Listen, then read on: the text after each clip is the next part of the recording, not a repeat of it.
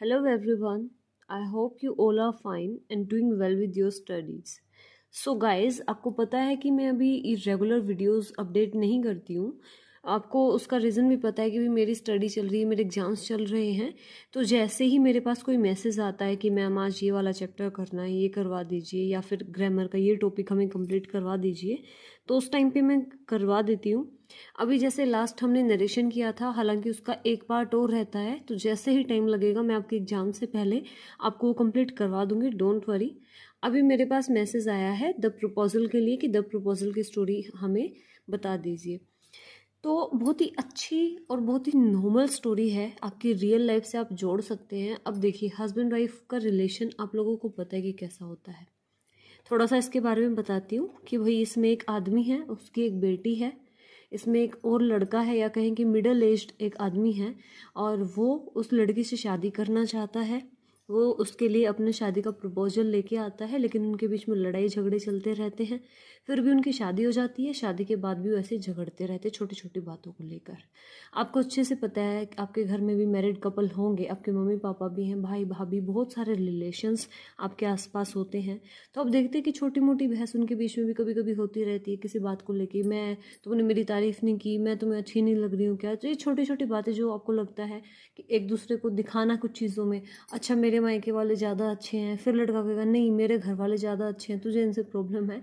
तो ऐसा ही कुछ इस स्टोरी के अंदर भी है कि एक लड़का उस लड़की के लिए प्रपोजल लेकर आता है, और कैसे वो उसको एक्सेप्ट करती है, फिर उनके बीच में क्या होता है।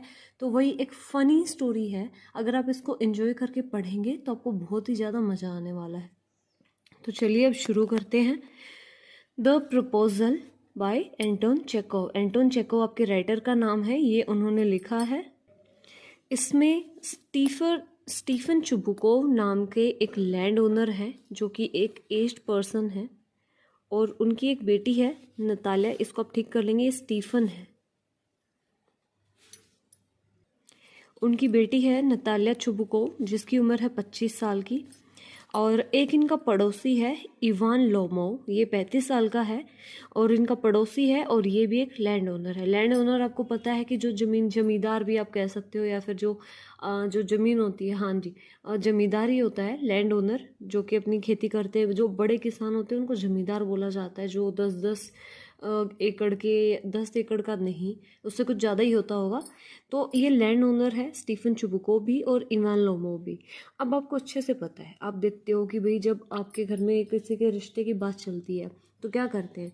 अगर आपकी वेल मेंटेन्ड फैमिली है, आपकी फैमिली की रेपुटेशन अच्छी है, तो आप क्या सोचेंगे कि जैसे हम हैं, जैसे हमारी फैमिली है, हमारे घर पे आज जो लड़की आने वाली है, या फिर जिस लड़के के साथ हम रिलेशन जोड़ रहे हैं, तो वो भी वेल मेंटेन होना चाहिए, उसकी फैमिली भी रेप्यूटेड होनी चाहिए। हम बराबर की फैमिली के साथ रिश्ता जोड़ना चाहते हैं। तो ऐसा ही इसके अंदर है। स्टीफन चुबुको खुद एक जमींदार है, तो वो चाहता है कि भाई उसकी बेटी की शादी भी बड़े घर में हो। वो खुद बड़े घर का आदमी है, तो अपनी बेटी की शादी भी एक बड़े घर में करना चाहता है। और जो इवान लोमो है, वो यंग है और वो भी काफ़ी अमीर है। तो वो चाहता है कि भाई ये अमीर आदमी है, तेरी तरह ये भी जमींदार है, और इसके साथ अगर तेरी बेटी की शादी हो जाए तो तेरी बेटी बहुत खुश रहेगी, क्योंकि उसके पास पैसा भी है, वो स्मार्ट भी है। इससे ज़्यादा हमें क्या चाहिए। तो इवान लोमो उसकी बेटी नतालिया को पसंद करता है, और वो उनके घर अपना प्रपोजल लेकर आता है स्टीफन चुबुकोव के पास, नतालिया से शादी करने के लिए। तो लोमो जो है चुबुकोव से मिलने आता है कि भाई मैं आपकी बेटी से शादी करना चाहता हूँ, मैं उसको पसंद करता हूँ। आपको तो पता है कि अपनी तारीफ़ करनी शुरू कर देता है कि आपको अच्छे से पता है कि भाई मैं भी आप ही की तरह एक ज़मींदार हूँ, मेरे पास बहुत सारा पैसा है, मैं स्मार्ट भी हूँ, मैं उसको खुश रखूँगा। लेकिन लोमो को क्या है, दो प्रॉब्लम होती है इवान लोमो को। एक तो क्या, उसके पैर में जो कहते हैं ना लैच जिसको बोलते हैं, उसको इंग्लिश में लंप बोला जाता है, कि हल्का सा चलते हुए उसके पैर में लैच लगती है, लंप लगता है। और उसको हार्ट प्रॉब्लम है कि अगर वो गुस्सा हो जाता है अचानक से, तो उसका बीपी बढ़ जाता है बहुत ज़्यादा। तो चुबुको उन कहता है कि ठीक है, ये सारी बातें तो भाई लोगों के साथ होती रहती हैं, प्रॉब्लम्स बीमार को नहीं होता है, तो इट्स ओके। लेकिन उसको क्या लगता है कि ठीक है, पैर में थोड़े से अगर प्रॉब्लम है तो कोई दिक्कत नहीं है तो अमीर है, तो स्मार्ट, मेरी बेटी को तो खुश रखेगा। तो चुबुको लोमो के प्रपोजल को एक्सेप्ट कर लेता है, लेकिन लोमो को थोड़ा सा डर था कि नतालिया उसको एक्सेप्ट करेगी या नहीं। तो जैसे ही नतालिया वहाँ पर आती है, चुबुको अपनी बेटी को बुलाता है, उसको यही कह के बुलाता है कि एक ट्रेड्समैन उनके घर पर आया हुआ है। तो जैसे ही नतालिया आती है तो लोमो को लगता है कि वो एकदम से उसके सामने प्रपोजल कैसे रखे, तो वो उसको धीरे धीरे क्या है कन्विंस करने की कोशिश करता है। वो उसको बातें बताने लग जाता है और उनकी ज़मीन होती है ऑक्सन मीडोज़, जो लोमो कहता है कि वो उसकी ज़मीन है और नतालिया कहती है कि तुम्हारी कैसी होगी, ऑक्सन मीडोज़ तो हमारी ज़मीन है। तो क्या होता है कि जब लोमो से बताने लगता है कि देखो तुम जानती हो कि मैं एक स्मार्ट लड़का हूँ, कि जिसको कोई भी लड़की आसानी से एक्सेप्ट कर लेगी, तुम्हें तो पता ही है। हालांकि मेरे पैर में लंप है, लेकिन फिर भी तुम जानती हो कि एक स्मार्ट लड़के को, और जो कि अमीर है, उसको कोई भी लड़की हाँ कर सकती है। तो वो कहती है हाँ बात तो सही है। फिर वो कहता है कि और तुम जानती हो कि भाई मेरे पास खुद की ज़मीन भी है, ऑक्सन मीडोज़ जो ज़मीन है वो हमारी ज़मीन है, और वो बहुत बड़ी जगह है, बहुत ही काफ़ी फैली हुई ज़मीन है वो। तो नतालिया कहती है कि एक मिनट, वो ज़मीन तुम्हारी कहाँ से हो गई? वो ज़मीन तो मेरे फादर से, मेरे ग्रैंडफादर से बिलोंग करती है। तो लोमो कहता है कि हाँ हाँ मैं मानता हूँ, तुम्हारे जो परदादा थे उन्होंने ये ज़मीन मेरे दादाजी को दे दी थी उस टाइम पे फ्री में, इसके ऊपर एग्रीकल्चर के लिए, खेती करने के लिए। लेकिन फिर उन्होंने ये बोल दिया था कि इसको तुम ही रख लो, तो तब से हम ही तो इसके मालिक हैं। लेकिन नतालिया मना कर देती है कि ऐसे कैसे तुम मालिक कह रहे हो खुद को। तो ऐसे क्या होता है, वो दोनों झगड़ा करने लग जाते हैं कि नहीं नहीं तुम तो ऐसे ही बकवास कर रहे हो, तुम तो झूठ बोल रहे हो। नतालिया कहती है कि ये ज़मीन हमारी है, लोमो कहता है नहीं नहीं हमारी है। और वो ये भूल जाता है कि तू किस काम के लिए वहाँ आया था। वो प्रपोजल छोड़ के और दोनों झगड़ा करने लग जाते हैं, और जो मिस्टर चुबुको हैं वो भी उसके साथ शामिल हो जाते हैं अपनी बेटी के साथ। ये तो ऐसे बोल रहा है क्या। तो झगड़ा करते करते क्या होता है कि लोमो को जैसे कि हार्ट प्रॉब्लम है, तो उसके हार्ट बीट एकदम से बहुत ज़्यादा बढ़ जाती है और वो फर्श के ऊपर गिर जाता है फ्लोर पर। तो उनको लगता है कि ये मर गया। अब वो फिर भी उसको भला बुरा कह रहे हैं, उसको देख रहे हैं जिंदा है मर गया, फिर भी उसको सुनाए जा रहे हैं, भला बुरा बोल रहे हैं, बेकार आदमी है कहीं का, देखा इसी वजह से हालत ख़राब होगी, ऐसे पड़ा है। एक्चुअली जो रियल लाइफ है उसमें भी हम ऐसे ही करते हैं। अगर मान लीजिए हम किसी को पसंद नहीं करते और अगर बाई चांस उसको कुछ हो जाए, तो हम लोग क्या करते हैं, हम यही करते हैं कि पड़ा रहेगा, पड़ गया हो गया इसके साथ, तो यही होना चाहिए था। तो उस टाइम वो गुस्से में ऐसे ही बोलते हैं। लेकिन फिर थोड़ी देर के बाद एक हलचल होती है उसके शरीर में, तो उन्हें पता चल जाता है कि भाई ये मरा नहीं है, ये बेहोश हुआ है। तो उसको पानी पिलाने की कोशिश करते हैं, लेकिन वो पीता नहीं है। थोड़ी देर के बाद वो उठ जाता है, फिर खड़ा होके, और वो बाहर चला जाता है वहाँ से। चुबुको फैमिली उसको निकाल देती है कि हाँ चले जाओ चले जाओ। फिर अचानक से मिस्टर चुबुको के मुंह से बात निकल जाती है कि आया था मेरी बेटी को प्रपोज करने के लिए, ये तो मतलब हमारी ज़मीन पे।